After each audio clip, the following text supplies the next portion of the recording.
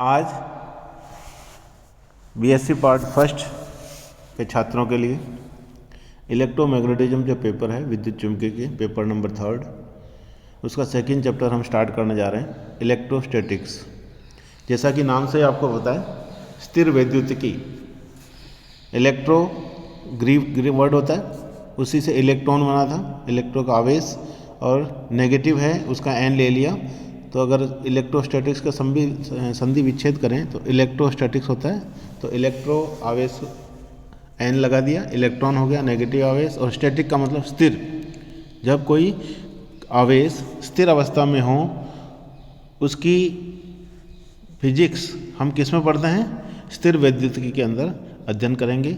आवेश जब स्थिर होता है तो अपने चारों ओर विद्युत क्षेत्र का निर्माण करता है, विद्युत बल रेखाएं उत्पन्न होती हैं। ठीक है, धनात्मक आवेश अपने चारों ओर जो बल रेखाएं हैं वो स्रोत की जैसे व्यवहार करता है। फर्स्ट चैप्टर में आपने पढ़ा था, अगर धनात्मक आवेश है तो वो बाहर की तरफ विद्युत बल रेखाएं होगी उसकी, है ना। ये तल के अंदर बना रहे हैं अपन एक्स वाई तल, तो ये लेकिन 3 डायमेंशनल है। ये बिंदु है तो सब तरफ जाएगी, है ना, चारों तरफ होगी, और ये विद्युत क्षेत्र इस तरह से उत्पन्न करेगा। और यही यदि आवेश ऋणात्मक है, कौन सा है? ऋणात्मक है, तो विद्युत बल रेखाएं अंदर की तरफ होगी और ये सिंक की जैसे व्यवहार करेगा। तो हम कह सकते हैं कि आवेश धनात्मक है तो वो स्रोत की जैसे व्यवहार करता है, और ऋणात्मक है तो वो सिंक की जैसे व्यवहार करता है, और विद्युत बल रेखाएं विद्युत क्षेत्र के अंदर उत्पन्न करता है। क्षेत्र 2 तरह के होते हैं, अदिश और सदिश क्षेत्र आप पढ़ चुके हैं। तो यहाँ पे हम विद्युत क्षेत्र जो कि सदिश क्षेत्र होता है वो आवेश उत्पन्न करता है, और स्थिर वैद्युतिकी के अंदर सबसे पहले हम इन स्थिर आवेशों के मध्य जो लगने वाला बल है, 2 आवेश हों हमारे पास और दोनों ही स्थिर हों, जैसा कि यहाँ पे ये चित्र में बता रखा है। एक में Q1 और Q2 2 आवेश हैं। ठीक है, मूल बिंदु O से Q1 की दूरी कितनी है?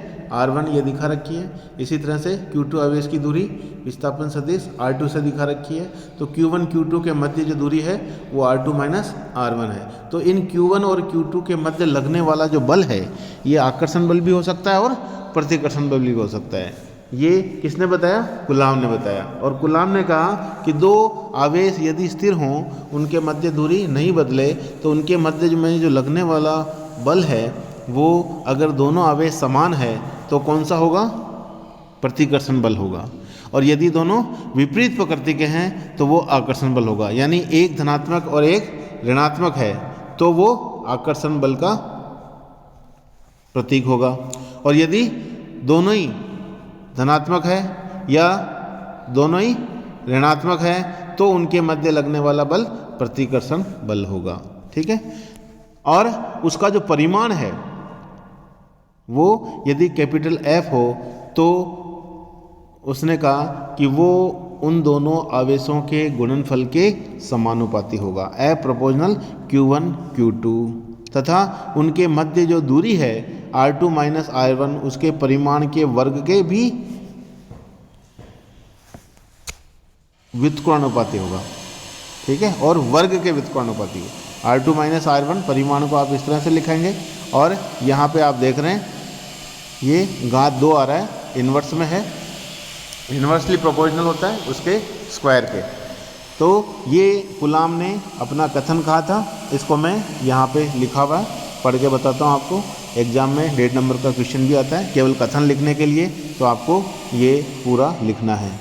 कुलाम का नियम निर्वात में स्थित विरामावस्था में बिंदु आवेशों के मध्य अन्योन्य क्रिया का वर्णन करता है, और इस नियम के अनुसार विराम अवस्था में 2 आवेश जो कि विद्युत आवेश हैं एक दूसरे को आकर्षित अथवा प्रतिकर्षित करते हैं, तथा आकर्षण अथवा प्रतिकर्षण बल बिंदु आवेशों के परिमाण के अनुकरणुपाती और उनके मध्य दूरी के वर्ग के व्युत्क्रमानुपाती होता है। यदि 2 बिंदु आवेश Q1 और Q2 परस्पर दूरी R2 माइनस R1 पर स्थित हैं तो आकर्षण अथवा प्रतिकर्षण बल इस तरह से हम कह सकते हैं A proportional to Q1 Q2 A proportional to 1/R2 minus R1 की पावर 2, जहाँ R1 तथा R2 बिंदु आवेश Q1 तथा Q2 के स्थिति सदिश हैं, जैसा कि चित्र में एक में दर्शा रखा है। तो इस तरह से इन दोनों समीकरणों को यदि संयुक्त रूप से लिखेंगे तो समानुपाती हो जाएगा Q1 Q2 अपॉन R2 में, और समानुपाती नियतांक को हम कैपिटल K लिखेंगे। तो बिंदु आवेशों के मध्य बल बिंदु आवेशों को मिलाने वाली रेखा के अनुदिश होगा। R2 माइनस R1 ये है R2 और ये तो R2 माइनस R1 की दिशा इधर है, तो F की दिशा भी इधर होगी। इसलिए Q1 बिंदु आवेश द्वारा बिंदु आवेश Q2 पर लगने वाला जो स्थिर विद्युत बल है उसका मान हम इस तरह से लिख सकते हैं। अगर F12 यानी 1 पहले आ रहा है तो Q1 पर Q2 के कारण लगने वाला बल K Q1 Q2 अपन R2 माइनस R1 का होल स्क्वायर जो था उसमें हमने एकांक सदिश को गुणा कर देंगे इस तरह से। यहाँ पे हम क्या करेंगे, R2 माइनस R1 का जो एकांक सदिश है उससे आप यानी कैप से गुणा करेंगे और उसको सदिश रूप में लिखेंगे तो इसका परिमाण नीचे आ जाएगा। परिमाण नीचे गुणा करेंगे तो ये घात 3 हो जाएगा और ये सदिश आ गया। इस तरह से इसको इस तरह से भी लिख सकते हैं, R21 का सदिश और नीचे R21 मैग्नीट्यूड का क्यूब, जहाँ दोनों बिंदु आवेशों के मध्य सदिश दूरी R21 R2 माइनस R1 है तथा बल F सदिश R2 माइनस R1 के अनुदिश है। यदि R21 के अनुदिश एकांक सदिश R2 है तो F12 को हम इस तरह से लिख सकते हैं। ये यहाँ पे प्रिंटिंग सदिश है, इसको R21 कैप लिखना चाहिए जो कि ये सही है, इस तरह से होना चाहिए। अब आप इसको इस तरह से लिख सकते हैं। तो ये ऊपर कैप लगा देते हैं, इसका मतलब ये एकांक सदिश को बता रहा है। कैप नहीं लगाएंगे, R21 वेक्टर लिखेंगे तो नीचे क्यूब आएगा। ठीक है। अतः यदि बिंदु आवेश Q1 तथा Q2 दोनों ही धनात्मक है अथवा ऋणात्मक है तो F12 की दिशा R21 के अनुदिश होगी, अर्थात उनके बीच प्रतिकर्षण बल होगा। और यदि वे विपरीत प्रकृति के हैं तो बल आकर्षण बल होगा, क्योंकि तब F12 की दिशा माइनस R21 होगी। निर्यातांक K का मान विभिन्न राशियों के लिए प्रयुक्त मात्राओं पर निर्भर करता है।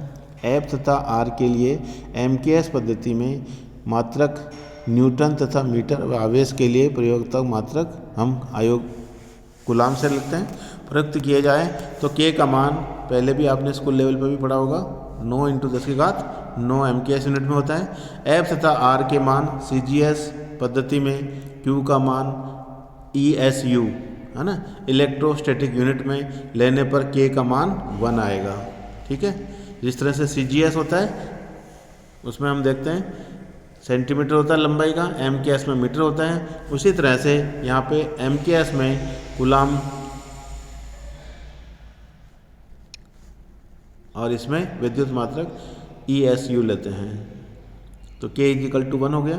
परिमेय MKS पद्धति के में बल F तथा दूरी R MKS मात्रक में अर्थात क्रमशः न्यूटन तथा मीटर में है। आवेश प्रयोगात्मक मात्रक कूलाम में निर्दिष्ट होते हैं तथा K का मान 9 × 10⁹ जो कि आप 1/4πε0 लिखते हैं। और ε0 निर्वात की विद्युतशीलता कहलाती है, इलेक्ट्रिक परमिटिविटी कहलाती है। परिमेय MKS पद्धति प्रयुक्त करने पर विद्युत के अनेक सूत्रों से गुणक 4π व 2π लुप्त हो जाते हैं, जिससे यह पद्धति अधिक सुविधाजनक मानी जाती है। और कैलकुलेशन में हम इस तरह से 1/4πε को लेते हैं। एप्सिलॉन का मान अगर आप निकालना चाहें यहाँ से तो ε0 को उधर ले जाएंगे, 9 × 10 को नीचे लाएंगे तो 9 × 4 ये 36 हो जाएगा नीचे, π × 10⁹ तो ε0 का मान इस तरह से। और इसको हल करेंगे तो ये ऊपर 1000 लिखने के बाद नीचे भी आप 1000 से करेंगे तो 10⁻12 ऊपर जाएगा 10⁻−12 और 1000 में 36 पाई को आप 3.14 लिखेंगे तो 8.854 × 10⁻12 कूलाम स्क्वायर पर न्यूटन × मीटर स्क्वायर × फेरेड × मीटर इसकी यूनिट आप लिख सकते हो। ठीक है। इस तरह से आप कैलकुलेशन कर सकते हो। कूलाम का नियम केवल निर्वात तथा बिंदुवत स्थिर आवेशों के लिए ही पूर्णतः यथार्थ है। आवेशों के मध्य अन्य परावैद्युत माध्यम प्रयुक्त करने पर विद्युत क्षेत्र के कारण माध्यम में धन तथा ऋणावेश एक दूसरे के सापेक्ष विस्थापित हो जाते हैं और इस घटना को विद्युत ध्रुवण कहते हैं।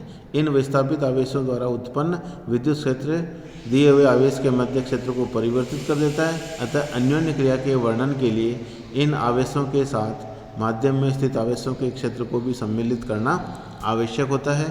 सममांगी माध्यम जैसे गैस या द्रव में दो आवेशों के मध्य परिणाम में अन्योन्य क्रिया की कूलाम के नियम समरूपी निम्न नियम द्वारा व्याख्या की जा सकती है। तब आप अपसाइलन जो हमारे पास जीरो था उसकी जगह अपसाइलन जीरो अपसाइलन आर आ जाएगा, जिसको हम अपसाइलन भी लिखते हैं माध्यम की विद्युतशीलता। तो ये चेंज हो जाता है। अपसाइलन आर आप जानते हो, अपसाइलन आर अपसाइलन माध्यम की जो विद्युतशीलता डिवाइडेड बाई निर्वात की विद्युतशीलता उससे, तो वो अपेक्षिक विद्युतशीलता अपसाइलन आर इससे और गुणा करते हैं तो ये अपसाइलन और नीचे आ जाता है। तो सूत्र में यही परिवर्तन आता है, बाकी वही चीज़ें रहती है। अर्थात माध्यम की उपस्थिति से आवेशों के मध्य परिणामी बल निर्वात में बल के सापेक्ष अपसाइलन आर गुना कम हो जाता है, क्योंकि अपसाइलन आर नीचे आ रहा है। और अपसाइलन आर माध्यम की अपेक्षिक विद्युतशीलता या पराविद्युतांक कहलाता है। यदि अपसाइलन जीरो अपसाइलन आर को अपसाइलन से लिखें तो अपसाइलन को माध्यम की निरपेक्ष विद्युतशीलता एब्सोल्यूट परमिटिविटी कहते हैं। तो इस तरह से ये स्थिर विद्युत के अंदर सबसे पहले हमने कूलाम का नियम पढ़ा। अब आगे इसकी एप्लीकेशन हम पढ़ेंगे डिटेल से। धन्यवाद।